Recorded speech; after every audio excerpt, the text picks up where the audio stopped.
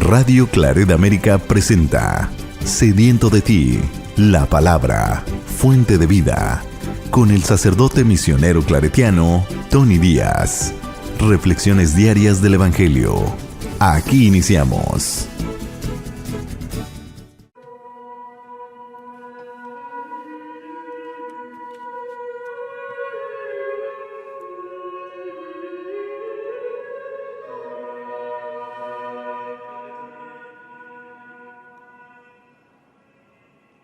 Bienvenidos, hermanos, a nuestras reflexiones bíblicas de las lecturas del día.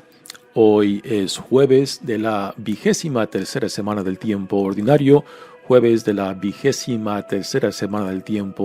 y hoy celebramos la fiesta de la Natividad de la Santísima Virgen María.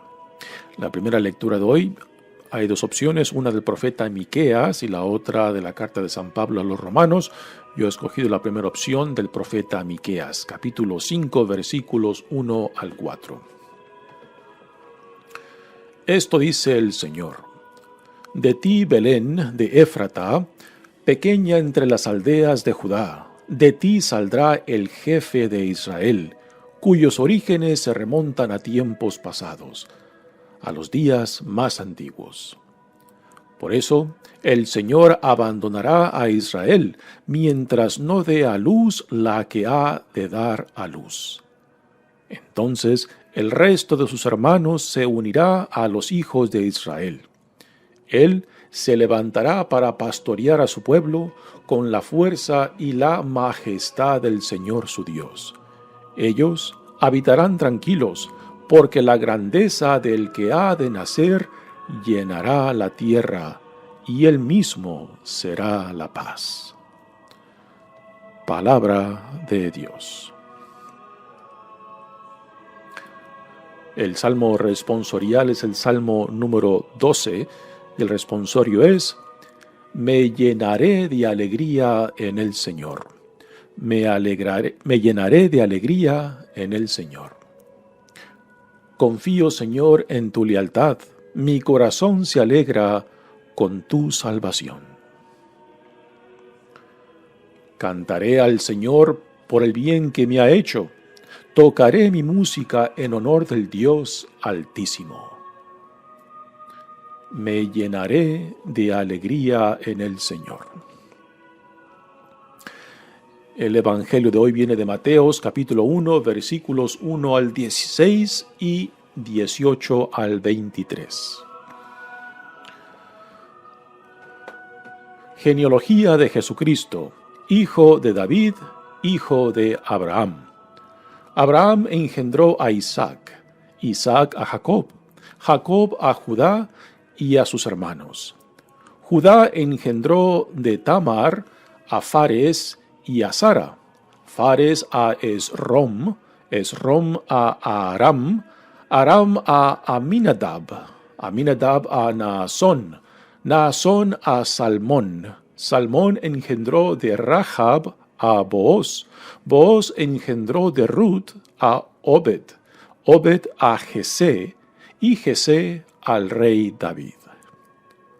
David engendró de la mujer de Urías a Salomón, Salomón a Roboam, Roboam a Abía, Abía a Asaf, Asaf a Josafat, Josafat a Joram, Joram a Osías, Osías a Joatam, Joatam a Acaz, Acaz a Ezequías, Ezequías a Manasés, Manasés a Amón, Amón a Josías, Josías engendró a Jeconías y a sus hermanos durante el destierro en Babilonia.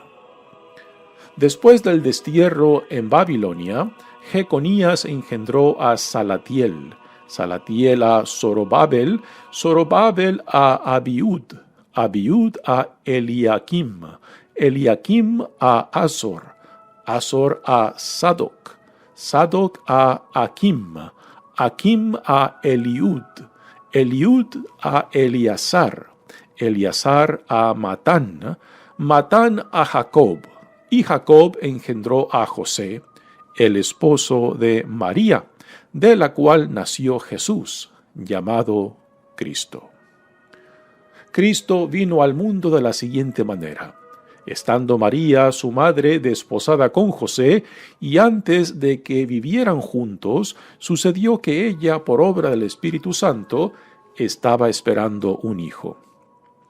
José, su esposo, que era un hombre justo, no queriendo ponerla en evidencia, pensó dejarla en secreto. Mientras pensaba en estas cosas, un ángel del Señor le dijo en sueños: José, hijo de David, no dudes en recibir en tu casa a María, tu esposa, porque ella ha concebido por obra del Espíritu Santo. Dará a luz un hijo, y tú le pondrás el nombre de Jesús, porque él salvará a su pueblo de sus pecados. Todo esto sucedió para que se cumpliera lo que había dicho el Señor por boca del profeta Isaías. He aquí que la Virgen concebirá y dará a luz a un hijo, a quien pondrán el nombre de Emmanuel, que quiere decir Dios con nosotros. Palabra del Señor. Muy bien, demos comienzo a nuestra reflexión de las lecturas de hoy.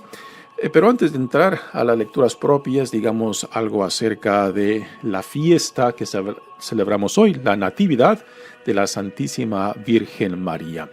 Esta fiesta tiene una historia muy interesante, así como también la fuente documental de donde tenemos los datos o lo que decimos acerca, por ejemplo, de los padres, quién fueron los padres de María, y la infancia misma de María.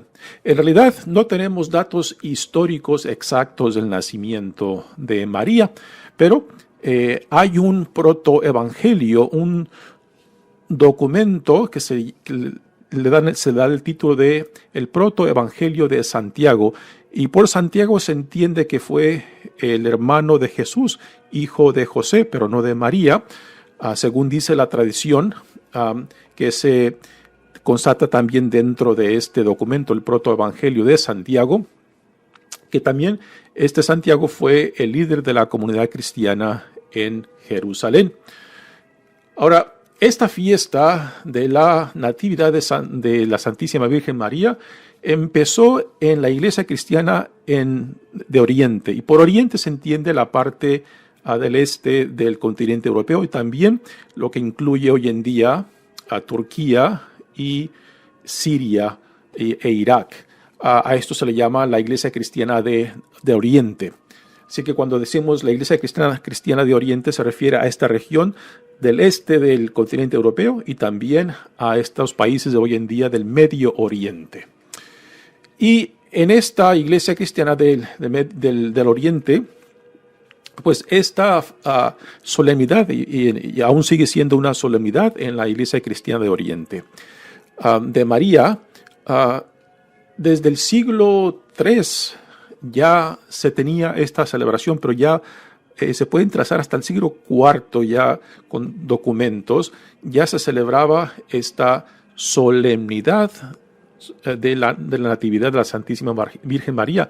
Ahora, no fue hasta el siglo VII que se introdujo a la iglesia cristiana de Occidente, y de Occidente hablamos por la iglesia católica romana. Y en el siglo VII, cuando se introdujo esta solemnidad, fue recibida como tal, como una solemnidad, pero después, hasta el mediados del siglo XX, en los años 1955 más o menos, esta solemnidad ya para entonces fiesta, pues fue devaluada de solemnidad a fiesta de lo que es hoy en día. Ahora, lo que celebramos en esta fiesta de la Natividad de María está directamente conectado con la Inmaculada Concepción de María y con la virginidad eterna de María, o sea, de que es virgen antes y después del parto, ¿no? La actividad está íntimamente conectada con esto, y aquí es donde entra este documento que lleva el nombre del Protoevangelio de Santiago, que comentaristas dicen que probablemente fue escrito a fines del II siglo. Ya en el año 215, por ejemplo, uno de los padres de la iglesia y muy importantes, Clemente de Alejandría, ya menciona algo acerca de la virginidad perpetua de María antes y después del parto, ¿no? Y hace cierta referencia a este documento. También tenemos a otro padre de la iglesia importantísimo del siglo III, Orígenes, que también hace referencia a este documento, el protoevangelio de Santiago, donde habla de Santiago, hermano de Jesús. Y cuando habla de hermanos, dice que es hijo de José, de un previo matrimonio antes de que se casara con María, ¿no? Ahora, este documento en la iglesia occidental, o sea, en la iglesia católica romana, pues en el siglo IV fue rechazado en gran parte por la influencia de San Jerónimo, un biblista con gran influencia en la iglesia de aquel entonces. San Jerónimo rechazaba la posibilidad de que Jesús tuviera otros hermanos. Y para él, ¿cómo explicaba el parentesco de este hermano Santiago de Jesús? Lo explicaba de que no era un hermano, sino primos, ¿no?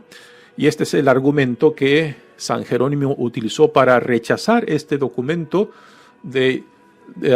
donde se habla acerca de quiénes son los padres de María, Joaquín y Ana, y cómo es que nació María. También en ese documento tenemos cómo por obra divina María nace y cómo ella crece y cómo es que pasa a ser esposa de José y qué es lo que ocurre durante esa trayectoria, cómo es que nace y cómo en el nacimiento de Jesús la partera que asiste a María pues comprueba por una examinación que describe ese documento de que María aún permaneció virgen después del parto, ¿no? Sí que es un documento donde tenemos mucho de lo que decimos acerca de la Inmaculada Concepción de María, de la perpetua virginidad antes y después del parto,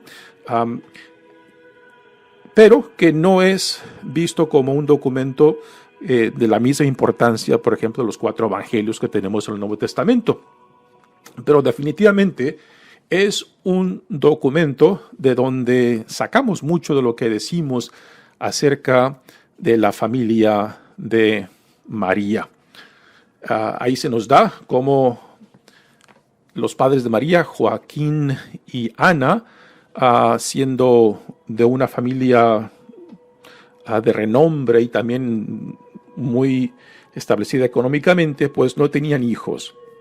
Y por obra de Dios, Dios le concede a Ana tener esa criatura, que le dan el nombre de María. Y porque es un acto divino, una intervención divina que se les da esa criatura, entonces ellos la consagran a Dios. Y en el 3er año, María, la niña María, es llevada al templo para que ahí crezca en el templo. Y es a la edad de 12 años, en la edad de la pubertad, cuando, pues a causa de la pubertad, cuando la jovencita empieza a tener los derrames de sangre por la pubertad, pues no se le permite que permanezca en el templo por la cuestión de lo que representa la sangre. El contacto con la sangre es visto como algo impuro. Así que María es cuando la esposan con José, que según este protoevangelio ya es un hombre de una edad mucho más grande que María. María tiene unos 12 años y a principios pues a José se la dan como esposa y él al principio pues no quiere admitirla porque ve esa gran diferencia de edad entre él y ella. Y es en ese periodo cuando José sale a trabajar. José es un constructor de casas y él se va a trabajar y deja a María en su casa y cuando regresa pues la encuentra que está embarazada, ¿no? Y es ahí donde el evangelio de Lucas, por ejemplo, toma parte de esta historia, de este protoevangelio de Santiago y lo incluye en el de él. Así que este protoevangelio, repito, es el que este documento nos da mucho de lo que decimos acerca tanto de los padres de María, donde tomamos gran parte de la información que se utiliza para argumentar la Inmaculada Concepción de María por intercesión de Dios y porque no vino a este mundo con el pecado original como venimos el resto de la humanidad, pues entonces es el vientre digno para que nuestro Salvador venga a nosotros, de una mujer que no ha sido tocada por el pecado original.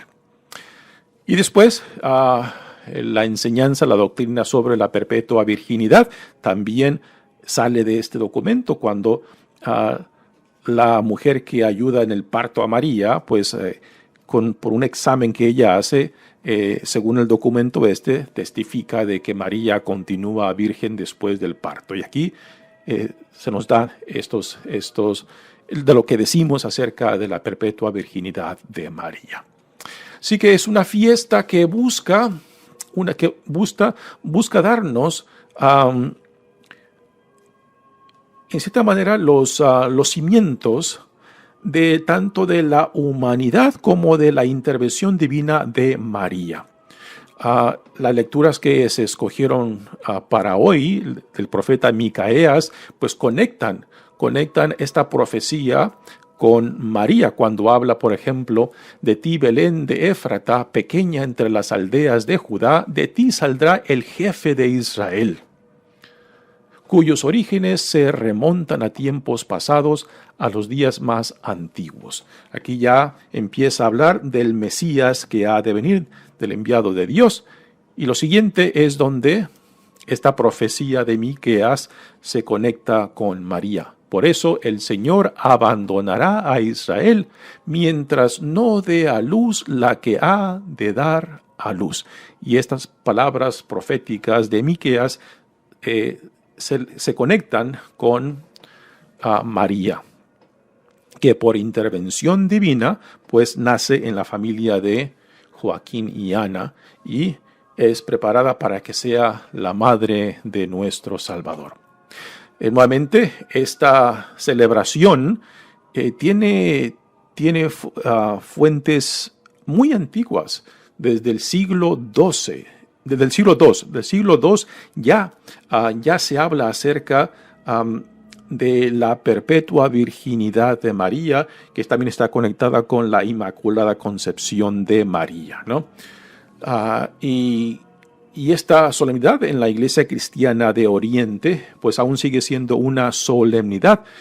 En la Iglesia de Occidente, o sea, en la Iglesia Católica Romana, pues esta solemnidad fue devaluada a una fiesta que tiene importancia porque está conectada con los dogmas fundamentales de quién es María para nosotros. Madre de Dios, su Inmaculada Concepción y su Asunción, que está conectada también con su perpetua virginidad. Después, la primera lectura dice lo siguiente: entonces el resto de sus hermanos se unirá a los hijos de Israel. Él se levantará para pastorear a su pueblo. Este es un tema que encontramos, por ejemplo, en los antiguos profetas. Pero en el profeta Ezequiel resalta cuando Dios pues denuncia la falta del cuidado de Israel por su rebaño y cómo sus líderes, sus reyes y también el liderazgo religiosos pues han fracasado, han alejado al pueblo de su Dios, y por eso Dios dice que Dios mismo vendrá para apacentar a sus ovejas, ¿no? Y aquí es a lo que hace referencia cuando dice: Él se levantará para pastorear a su pueblo con la fuerza y la majestad del Señor su Dios. Ya para entonces, esta profecía de Miqueas, pues prácticamente la monarquía está por desaparecer cuando el reinado de Judá es conquistado por Babilonia. Miqueas es uno de los últimos profetas y que por tanto, cuando desaparece la monarquía, pues entonces ya no hay más pastores de Israel, y solamente Dios será el único y el pastor por excelencia que guiará al pueblo de Israel, porque todos los previos pastores, desde los monarcas hasta los líderes religiosos de la comunidad de Israel, pues han fracasado, han fallado en el llamado que Dios les ha hecho para que sean guías, protectores de su rebaño. Ellos habitarán tranquilos porque la grandeza del que ha de nacer llenará la tierra y él mismo será la paz. Aquí son palabras del profeta Micaías en torno al que ha de venir, o sea, al Cristo, al Mesías, a quien también se le da el título de Príncipe de la Paz. Muy bien, pasemos ahora al Evangelio de hoy, que viene de Mateos, y aquí tenemos la genealogía de Jesús. Algo importante cuando se busca constatar la historia de un personaje, ¿no? Cuando queremos constatar quién es X persona, siempre empezamos hablando, por ejemplo, de dónde nació, quiénes fueron sus padres, quiénes fueron sus abuelos, ¿no? Y aquí Mateo lo que busca constatar de que Jesús está íntimamente conectado desde Abraham, por medio de David, hasta su nacimiento, y está conectado con José, el esposo de María. Nótese que decimos José, esposo de María, y no decimos María, esposa de José, porque aquí lo que la genealogía nos trata de decir claramente, que el hijo de María es por obra del Espíritu Santo y no por parte de José. La genealogía que tenemos aquí es una genealogía, nos dicen los comentaristas, pues una genealogía construida, porque no incluye a todos los reyes que son parte de la tradición monárquica de Israel. Y también algo curioso, incluye a 4 mujeres. Ya diré un poco más acerca de estas 4 mujeres que son incluidas, que también es algo que no era muy común en las genealogías típicas del pueblo de Israel. Todas, por ser una cultura patriarca, pues son genealogías patriarcales donde se traza la línea por medio del padre. Y aquí Mateo incluye a 4 mujeres muy interesantes.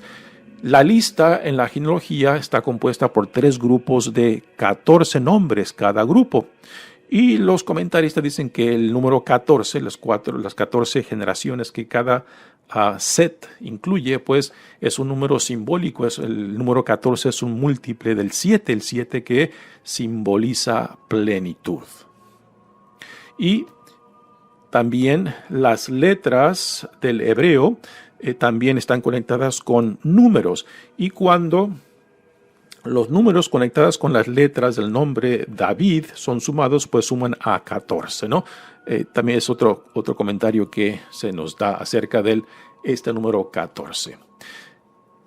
Los 3 sets están divididos en 2 puntos muy críticos. Uno, en el establecimiento de la monarquía con David, y después en la decadencia o en la destrucción de la monarquía cuando Babilonia conquista el reinado de Judá, el sur. Ya para entonces, en el año 587 a.C., ya el reinado del norte había desaparecido cuando Asiria, unos 150 años previo, conquistó y desapareció y se llevó al exilio a la crema innata del reinado del norte. Pero en el año 587, el imperio de Babilonia conquista este reinado y también hace desaparecer la monarquía de Israel y se lleva a la crema innata al exilio a Babilonia.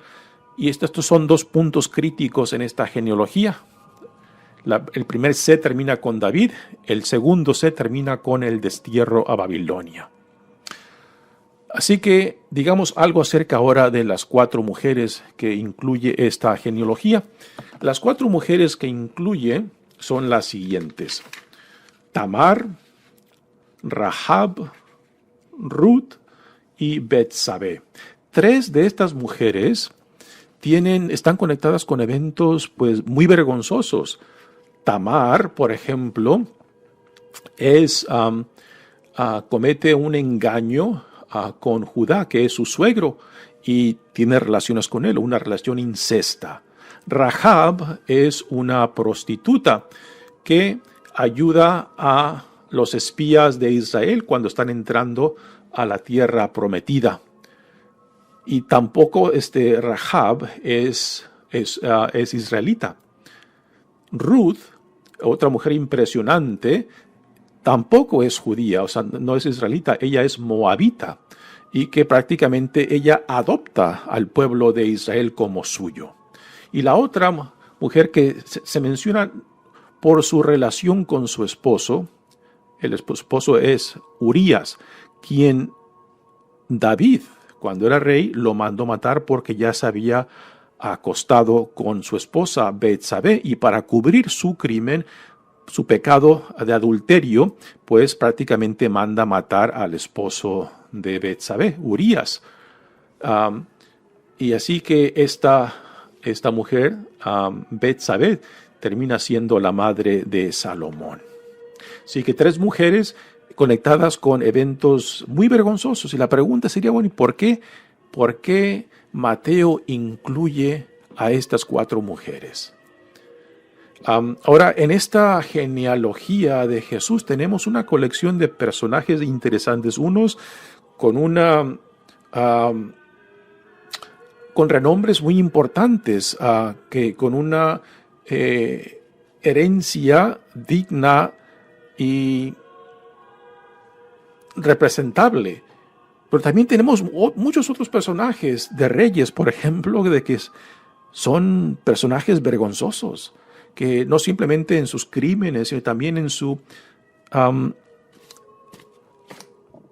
infidelidad y también su falta de responsabilidad en ser reyes que guiaran y protegieran al pueblo de Israel, ¿no?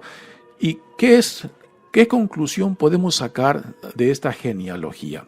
Pues una de ellas es de que Dios, a pesar de nuestras fragilidades, a pesar de nuestras vergüenzas, a pesar de nuestras bajezas, ¿no? Aquí podemos aplicar el dicho que dice que Dios escribe recto con líneas torcidas, ¿no? En esta genealogía es una colección de personas buenas y malas, unas malas más que otras, ¿no? Y que en cierta manera esta genealogía representa la experiencia humana, ¿no? Pero que en cierta manera Dios, cuando ve esta colección de personajes, dice, pues sí, son mis hijos y mis hijas, y aún son míos, ¿no? Y que a pesar de nosotros mismos, Dios viene a salvarnos. Pues yo creo que es una de las cosas, una de las conclusiones más lindas y bellas que podemos sacar de esta genealogía, de que a pesar de nosotros, a pesar de nuestra historia, a pesar de nuestras bajezas, particularmente de aquellos personajes en esta genealogía que son vergonzosos, pues aún así Dios nos ve y nos dice, sí, pero son mis hijos, son mis hijas, ¿no? Y que a pesar de nosotros mismos, Dios viene para salvarnos aún de nosotros mismos, ¿no? De que Dios se identifica con nosotros porque somos suyos, ¿no? Pues esta es una de las conclusiones que podemos sacar, ¿no? Del por qué a Jesús se le conecta por medio de esta genealogía hasta Abraham, cuando esta colección de personajes, pues, deja mucho de qué desear. Pero aún así, somos hijos e hijas de Dios. Y a fin de cuentas, Dios mismo en Jesucristo viene para salvarnos aún de nosotros mismos. Y hacia el final de esta primera lectura tenemos, Mateo nos describe cómo fue el nacimiento, de cómo María estaba desposada con José, y antes de que se llevara a cabo la tercera etapa del matrimonio, cuando la mujer pasa de la casa del padre a la casa del esposo, pues es ahí cuando se descubre que María está embarazada. José, siendo un hombre recto, nos dice el evangelista Mateo, quiso divorciarse de ella en secreto, porque ya legalmente estaba casada con ella, solamente le faltaba la tercera etapa del rito matrimonial. Y es en esa intención de José de separarse de María, donde Dios interviene y le dice, no temas, José, ¿no? No temas y toma a María como tu mujer, puesto que el niño que lleva en su vientre es del Espíritu Santo. Y José, siendo un hombre recto, un hombre justo, nos dice el Evangelio, pues acepta el llamado que Dios le hace para que José sea el padre adoptivo de Jesús. Pues realmente un evangelio muy interesante, esta genealogía y cómo a nuestro Salvador se nos da por medio de esta intervención divina. Así que en esta fiesta de la Natividad de la Santísima Virgen María, estamos celebrando el hecho de que es la iniciativa que Dios tomó al hacerse uno con nosotros, ¿no? Y cómo es que Dios lo hizo a pesar de nosotros mismos, a pesar de nuestras bajezas, de que Dios no puede echarse atrás, de que Dios llevará a cabo su plan de salvación con nosotros o sin nosotros. Pero el hecho es de que su iniciativa está ahí y viene a salvarnos para aquellos que deseamos ser parte de este plan de salvación y dejarnos atraer, dejarnos transformar, permitirnos ser lo que Dios quiere y desea de cada uno de nosotros. Y el ejemplo por excelencia pues es María, que al igual que su hijo pues se asemeja a la voluntad de Dios. Mi nombre es Padre Tony Díaz, misionero claretiano, que Dios los bendiga. Radio Claret América presentó Sediento de ti, la palabra. Fuente de vida. Sus comentarios son importantes. Contáctenos en radioclaretamerica@gmail.com.